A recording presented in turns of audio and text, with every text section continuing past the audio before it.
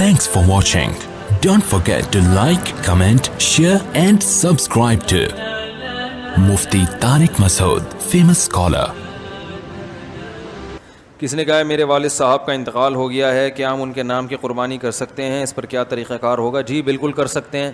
نبی صلی اللہ علیہ وسلم نے 2 مینڈے ذبح کی، ایک اپنی طرف سے اور ایک امت کی طرف سے. اور آپ نے ایک دفعہ ایسا بھی کیا کہ ایک قربانی اپنی طرف سے اور ایک ان کی طرف سے جو قربانی نہیں کر سکے. تو اس لیے پتہ چلتا ہے کہ قربانی کسی دوسرے کی طرف سے بھی کی جا سکتی ہے. تو آپ نے مرحوم والدین کے لیے کر سکتے ہیں، صرف ابا سے کر لیں، صرف اماں کے لیے کر لیں، دونوں کے لیے کر لیں، کوئی حرج نہیں ہے. ہاں اب دونوں کے لیے کریں گے تو کیا ثواب تقسیم ہو کے ملے گا دونوں کو؟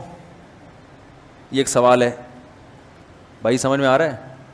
بھائی ایک بکرا، ایک دمبا یا گائے کا ایک حصہ آپ کے مرحوم والدین دونوں کے لیے کر لیا آپ نے، تو کیا آدھا آدھا دونوں کے لیے ہوگا یا دونوں کو پورا پورا ثواب ملے گا؟ اس میں علماء کی 2 رائے ہیں، کیونکہ اس کے بارے میں قرآن و سنت خاموش ہیں. صحیح ہے نا؟ ابے بھائی بکرا ایک ہے اور ہو رہی ہے مرحوم ابا اور اماں دونوں کی طرف سے، تو کیا آدھا آدھا ابا اماں کو ثواب پہنچے گا یا پورے پورے بکرے کا پہنچے گا؟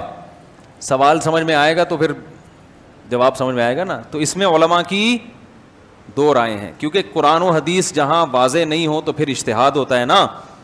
تو بعض جی نہیں، مرحوم میں زیادہ کے لیے بھی ہو سکتا ہے. زندہ میں تو ایک کے لیے ہی ہوگا، جو مرحومین ہیں ان میں پوری امت کے لیے جب نبی نے کر لیا تو نا، تو آپ بھی پوری امت کے لیے بھی کر سکتے ہیں. اصل میں ہوتا وہ آپ ہی کی طرف سے ہے، تو آپ چونکہ ایک ہیں تو آپ ایک ہی بکرا کریں گے، لیکن اس کا ثواب پہنچایا جاتا ہے زیادہ لوگوں کو. تو وہ 2 کے لیے بھی ہو سکتا ہے، 10 کے لیے بھی ہو سکتا ہے، پوری امت کے لیے بھی ہو سکتا ہے، وہ زندوں کے لیے بھی ہو سکتا ہے، لیکن وہ ہوگا پھر آپ کے لیے. لیکن جب آپ قربانی 2 کی طرف 2 زندوں کے لیے کر رہے ہوتے ہیں، پھر وہ دونوں کے لیے الگ الگ ہو رہی ہوتی ہے، اس میں ایک میں 2 آدمی شریک نہیں ہو سکتے. لیکن صرف ثواب پہنچانے کی حد تک جہاں تک بات ہے تو ثواب پہنچانے میں تو 10 کو پہنچا دیں آپ. تو اب علماء کہتے ہیں کہ بعض علماء کہتے ہیں ڈیوائڈ ہو کے پہنچتا ہے، صحیح ہے نا، اور بعض کہتے ہیں نہیں پورا ثواب اس کو بھی ملے گا، پورا ثواب اس کو ملے. دونوں قول ہیں علماء کے.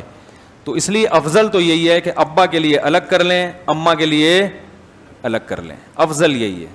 اور اگر نہیں کر سکتے دونوں کے لیے کر لیں، ایک ہی کر لیں دونوں کے لیے. اللہ پہنچانا چاہے گا تو دونوں کو پورے پورے. مفتی طارق مسعود صاحب کے بیانات سننے کے لیے youtube.com/مفتی طارق مسعود کو سبسکرائب کریں. اور اگر آپ لائیو ویڈیو کو کبھی بھی مس نہیں کرنا چاہتے ہیں تو سبسکرائب کرنے کے بعد بیل آئیکن پہ کلک کرنا مت بھولیں. جزاک اللہ.